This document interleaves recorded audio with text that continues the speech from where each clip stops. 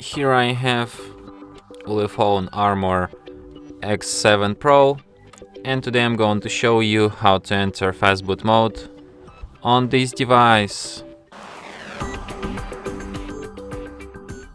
So first let's turn device off by holding down power key, and after it turns off completely, what you'll have to do is to hold down combination power key plus volume up at the same time like this.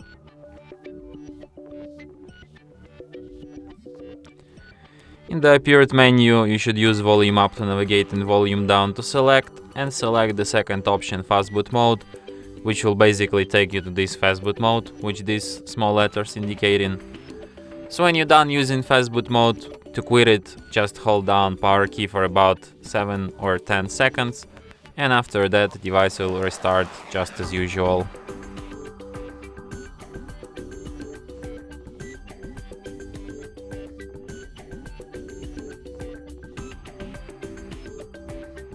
And that's it.